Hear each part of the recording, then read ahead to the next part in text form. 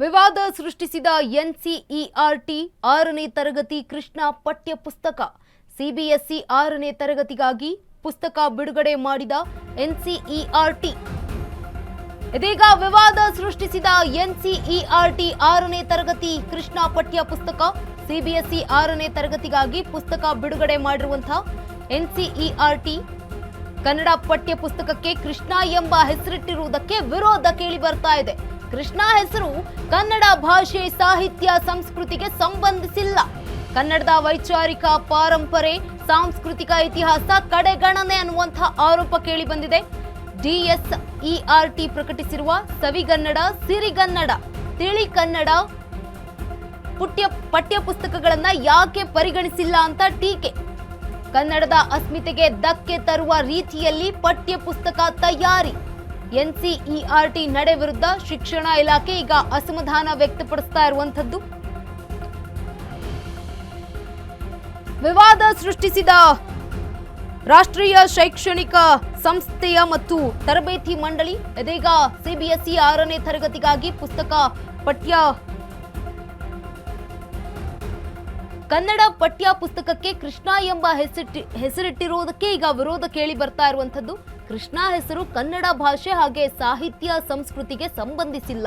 ಕನ್ನಡದ ವೈಚಾರಿಕ ಪಾರಂಪರೆ, ಸಾಂಸ್ಕೃತಿಕ ಇತಿಹಾಸ ಕಡೆಗಣನೆ ಮಾಡಿದ್ದಾರೆ ಅಂತ ಈಗ ಡಿಎಸ್ಇಆರ್ಟಿ ಪ್ರಕಟಿಸಿರುವಂತಹ ಸವಿಗನ್ನಡ, ಸಿರಿಗನ್ನಡ ಜೊತೆಗೆ ತಿಳಿ ಕನ್ನಡ ಪಠ್ಯ ಪುಸ್ತಕಗಳನ್ನ ಯಾಕೆ ಪರಿಗಣಿಸಿಲ್ಲ ಅಂತ ಟೀಕೆಯನ್ನ ಮಾಡಿರುವಂತದ್ದು. ಕನ್ನಡದ ಅಸ್ಮಿತೆಗೆ ಧಕ್ಕೆ ತರುವ ರೀತಿಯಲ್ಲಿ ಪಠ್ಯ ಪುಸ್ತಕ ತಯಾರಿಯಾಗಿದೆ ಅಂತ ಈಗ ಶಿಕ್ಷಣ ಇಲಾಖೆ ಅಸಮಾಧಾನ ವ್ಯಕ್ತಪಡಿಸಿರುವಂತದ್ದು. ದೇಶದಾದ್ಯಂತ ಶಾಲಾ ಶಿಕ್ಷಣದ ಪಠ್ಯಕ್ರಮ ಮತ್ತು ಪಠ್ಯ ಪುಸ್ತಕಗಳನ್ನ ರೆಡಿ ಮಾಡೋದು ಎನ್ಸಿಇಆರ್ಟಿ. ಸಮತೋಲನ ಆಹಾರ ಮತ್ತು ಮೊಟ್ಟೆ, ಮೀನು, ಮಾಂಸದ ಉಲ್ಲೇಖ ಕೈಬಿಟ್ಟಿರುವುದಕ್ಕೆ ಆಕ್ಷೇಪ. ಕೇವಲ ಸಸ್ಯ ಆಹಾರ ಉಲ್ಲೇಖಿಸಿರೋದು ಉದ್ದೇಶಪೂರ್ವಕ ನಿರ್ಧಾರ. ರಾಜ್ಯದ ಆಹಾರ ವೈವಿಧ್ಯತೆ ಪಠ್ಯದಲ್ಲಿ ಕಾಣ್ತಾ ಇಲ್ಲ ಎಂಬ ಆಕ್ರೋಶ ಈಗ ಕೇಳಿ ಬಂದಿದೆ. ಕೂಡಲೇ ಕೃಷ್ಣ ಪಠ್ಯ ಪುಸ್ತಕವನ್ನ ಹಿಂಪಡೆಯಬೇಕು ಅಂತ ಆಗ್ರಹ. ವಿದ್ಯಾರ್ಥಿಗಳಿಗೆ ಸ್ಥಳೀಯ ಸಂಸ್ಕೃತಿ ಪರಿಚಯಿಸುವ ಪಠ್ಯ ಕೊಡಿಸಲು ಪಟ್ಟನ್ನ ಹಿಡಿದಿದ್ದಾರೆ.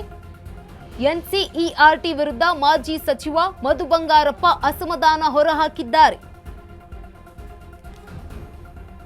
ಸಮತೋಲನ ಆಹಾರ ಪಠ್ಯದ ಪಾಠದ ಬಗ್ಗೆಯೂ ಕೂಡ ಈಗ ಭಾರಿ ವಿವಾದ ಕೂಡ ಕೇಳಿ ಬರ್ತಾ ಇದೆ. ಮೊಟ್ಟೆ, ಮೀನು, ಮಾಂಸದ ಉಲ್ಲೇಖ ಕೈಬಿಟ್ಟಿರುವುದಕ್ಕೆ ಆಕ್ಷೇಪ ಕೇಳಿ ಬರ್ತಾ ಇದೆ. ಕೇವಲ ಸಸ್ಯಾಹಾರ ಉಲ್ಲೇಖಿಸಿರೋದು ಉದ್ದೇಶಪೂರ್ವಕ ನಿರ್ಧಾರ ಅಂತ ಕೂಡ ಹೇಳಲಾಗಿದೆ. ರಾಜ್ಯದ ಆಹಾರ ಮತ್ತು ವೈವಿಧ್ಯತೆ ಪಠ್ಯದಲ್ಲಿ ಕಾಣಿಸ್ತಾ ಇಲ್ಲ ಅನ್ನುವಂತಹ ಕೂಡ ಆಕ್ರೋಶ ಈಗ ಕೇಳಿ ಬಂದಿರುವಂತದ್ದು. ಕೂಡಲೇ ಕೃಷ್ಣ ಪಠ್ಯ ಪುಸ್ತಕವನ್ನ ಹಿಂಪಡೆಯಬೇಕು ಅಂತ ಕೂಡ ಆಗ್ರಹ ಮಾಡಲಾಗ್ತಾ ಇದೆ. ವಿದ್ಯಾರ್ಥಿಗಳಿಗೆ ಸ್ಥಳೀಯ ಸಂಸ್ಕೃತಿ ಪರಿಚಯಿಸುವ ಪಠ್ಯವನ್ನ ಕೊಡಿಸಲು ಈಗ ಮಾಜಿ ಸಚಿವ ಮಧು ಬಂಗಾರಪ್ಪ ಅಸಮಾಧಾನವನ್ನ ಹೊರಹಾಕಿದ್ದಾರೆ. ಈ ಕುರಿತಾಗಿ ಹೆಚ್ಚಿನ ಮಾಹಿತಿಯನ್ನ ನೀಡಲಿದ್ದಾರೆ ನಮ್ಮ ಪ್ರತಿನಿಧಿ ಲಕ್ಷ್ಮಿ ದೂರವಾಣಿ ಸಂಪರ್ಕದಲ್ಲಿ. ಎಸ್ ಲಕ್ಷ್ಮಿ, ಇದೀಗ ಕೃಷ್ಣ ಎಂಬ ಹೆಸರಿರೋದೇ ಈಗ ಅಸಮಾಧಾನಕ್ಕೆ ಕಾರಣವಾಯಿತಾ ಮಾಜಿ ಸಚಿವ ಮಧು ಬಂಗಾರಪ್ಪ ಅವರಿಗೆ? ಏನಿದೆ ಈ ಕುರಿತಾಗಿ ಮಾಹಿತಿ?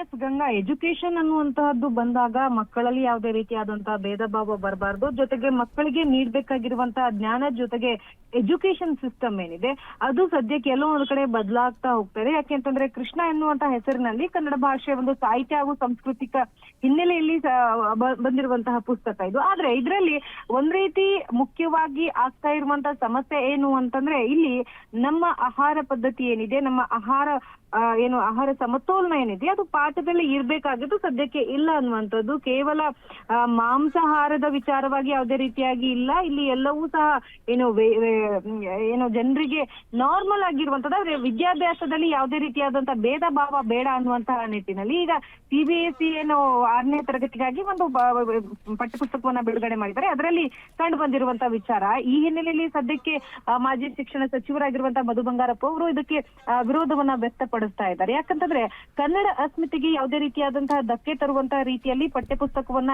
ಸದ್ಯಕ್ಕೆ ಸಿದ್ಧಪಡಿಸಬಾರ್ದು ಅನ್ನುವಂಥದ್ದಿತ್ತು. ಆದ್ರೆ ಈಗ ಆಗಿರುವಂತಹ ಬೆಳವಣಿಗೆಯನ್ನ ನೋಡಿದಾಗ ಜೊತೆಗೆ ಪಠ್ಯಪುಸ್ತಕದಲ್ಲಿರುವಂತಹ ಪಾಠದಲ್ಲಿ ಆಗಿರುವಂತಹದಂದ್ರೆ ಮೊಟ್ಟೆ ಆಗಿರ್ಬೋದು, ಮೀನ್ ಆಗಿರ್ಬೋದು, ಜೊತೆಗೆ ಮಾಂಸದ ಉಲ್ಲೇಖಗಳನ್ನ ಸದ್ಯಕ್ಕೆ ಕೈ ಬಿಟ್ಟಿರುವಂತಹದ್ದು.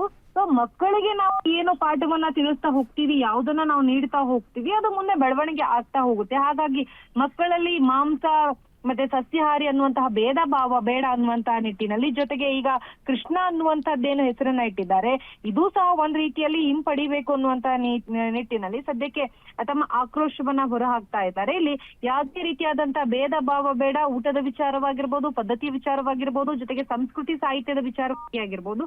ಸೊ ಒಟ್ಟಾರೆಯಾಗಿ ಸಾಹಿತ್ಯ ಸಂಸ್ಕೃತಿ ಅನ್ನುವಂಥದ್ದು ಮಕ್ಕಳಿಗೆ ನಾವ್ ಏನನ್ನ ಕೊಡ್ತೀವಿ ಅದೇ ಒಂದು ಮರವಾಗಿ ಬೆಳೆಯುವುದಕ್ಕೆ ಸಾಧ್ಯ ಆಗುತ್ತೆ. ಈ ನಿಟ್ಟಿನಲ್ಲಿ ಸದ್ಯಕ್ಕೆ ಪರ ವಿರೋಧ ಎರಡೂ ಸದ್ಯಕ್ಕೆ ಭಾರಿ ಚರ್ಚೆಯನ್ನ ಮಾಡ್ತಾ ಇರುವಂತದ್ದು. ವಿದ್ಯಾರ್ಥಿಗಳಿಗೆ ಸ್ಥಳೀಯ ಸಂಸ್ಕೃತಿ ಜೊತೆಗೆ ಭಾಷಾ ಅಸ್ಮಿತೆಯನ್ನ ಪರಿಚಯಿಸುವ ಪಠ್ಯ ಒದಗಿಸಬೇಕು ಎನ್ನುವಂತಹ ಬೇಡಿಕೆಯು ಸದ್ಯಕ್ಕೆ ಮುಂದಿಟ್ಟಿರುವಂತಹದ್ದು. ಎಸ್, ಧನ್ಯವಾದ ಲಕ್ಷ್ಮಿ ತಮ್ಮೆಲ್ಲ ಮಾಹಿತಿಗಾಗಿ.